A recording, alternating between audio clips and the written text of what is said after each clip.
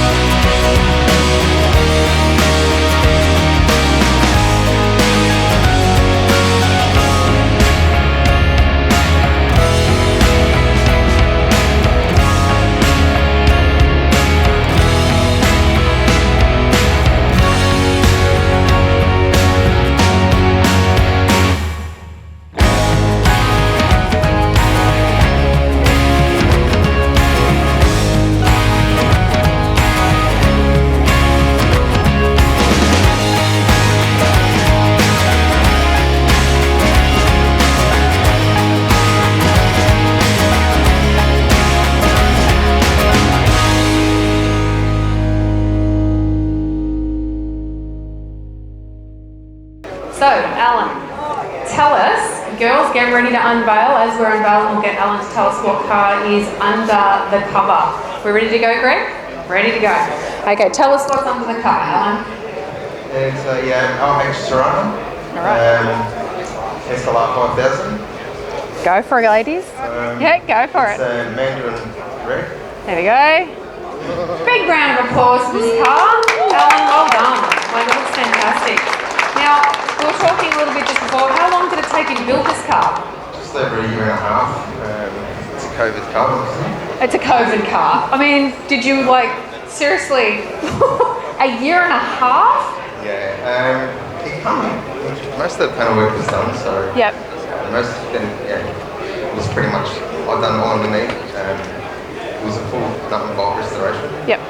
I tried to keep the outside as much as original as possible. Besides running gear, I changed the running gear because I do want to make it is a driver. Yep. It's been built to drive. I kept the 308, obviously stroked it, running a TKO 600 gearbox, running a 9-inch diff. I decided to upsize the wheels to 15s rather than standard wheels. I've put all L34 flares for it. It is an L31, original SLR. Now tell me, for the people who don't know, because I didn't know this, with an SLR, it's an L31 you're saying, and that's to do with the engine size, is that right? Yeah, L31's and 308s, you've got the L34 obviously and the L32, which is 253s. Yep. Yeah, so... There you go, I didn't know that. So for the Holden fans out there, they probably did, but I didn't know that myself. So so motor-wise, you're saying a 308, and that's been stroked out, has it? Yes, yeah. Yep. We did 2.55. Yep. Yeah. And when did you finish it? When has this actually been back on the road? It was actually finished 2 nights ago. Still got a bit more to go. Yeah. Still want to put a roll cage in it, and springs still hasn't been, the ride hasn't been leveled out yet. Yeah. But yeah, it's nearly there.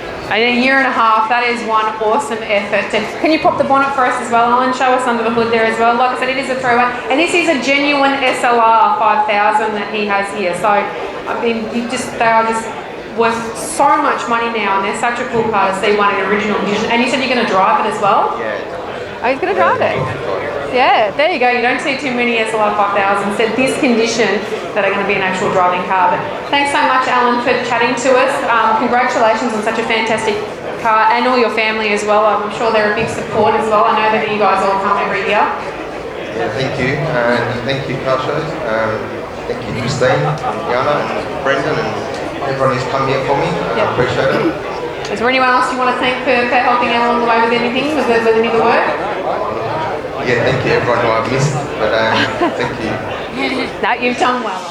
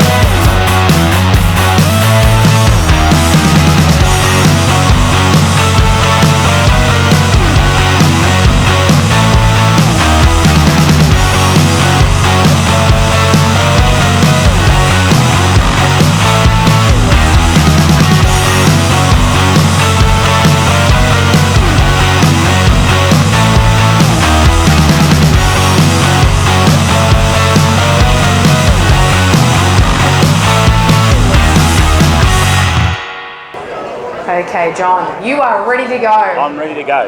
Okay, we've got our unveilers ready to go. Tell us as they unveil, what car have we got here under the cover? Yep, it's a XYGT 1971 model. Ultra white. Ultra wide. Yeah.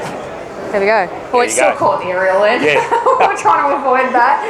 Okay, now, I was just chatting to you about this car. You said you actually haven't built it yourself. No. But there is a bit of a story. Who actually built the car? GT's shop built the car. Tom, Ben and the boys there done a fantastic job in building it. It was Tom's personal car. He was building it for himself. And down the grapevine, I heard that he might sell it at the right price. So I scooted off there and offered him a price that he couldn't refuse. And here we are today. It's my car. So yeah, happy to own it. I'm blessed to own a car like this. So yeah. Yeah. Well, I am shocked because this is a brand new car, everyone. This car has never been seen before, so the GT shop has built it, and then obviously at the very end has decided I'm going to let it go. But it wasn't quite finished when you actually made the offer on it. No, it wasn't finished. He needed to do a few things to it. So yeah, when I went there, I had a look at it, and it was the opposite to what I really wanted.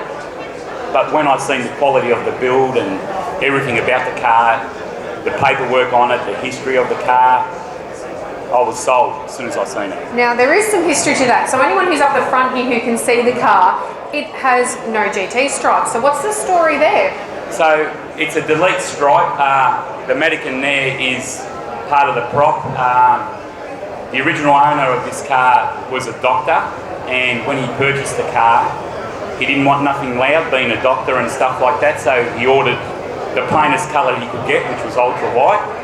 He ordered it with no stripes, and this is what it is. Yeah, because in 1971, this is how you flew under the radar. Yeah, well, it's quite unusual, like, you know, it's missing a few of the GT components, the major parts, you know, the black bonnet and the stripes, and yeah, it's just unusual, and I love unusual things. But you said it's been optioned with everything else, so what sort of options has it got? Yeah, look, it's got factory roof, it's got a boot release, it's got the left-hand mirror, it's got like the 36-gallon tank. Yeah, it's everything that he could put on it, he put, yeah. Yeah, well, it's an interesting story. And I obviously you've got other cars as well. This isn't your first dabble with the Falcons? No, this is not my first Falcon. I've been collecting cars for a long, long time. Yeah. I love cars. And all sorts of cars, not just GTs, I just love cars, you know? Yeah. Typical young man back in the day, so yes. Kept it. It's a disease. It is a disease. And is there anyone you want to thank for this? I heard there was someone you might want to thank for the GT here. Yeah, I'd like to thank my beautiful wife for allowing me to purchase the car. I'd like to thank all my mates that helped me put it together, like the stand and all that kind of stuff. I'd like to thank ShowcarsMelbourne for putting on such a great event, you know, like this is mind-blowing. You know, to organise an event like this is just, I just can't, damn it, you know. It is a huge, huge day today. We're actually running out of car parking spots out here. Well, thank you so much for John, for bringing the car down here today. Everyone come on down, check it out. Like I said, it's this fresh, brand new GT here that looks like it's rolled straight off the showroom floor from 1971. So check that out. Thanks for coming down and sharing the car with us today. No worries. Thank you, everyone. Enjoy.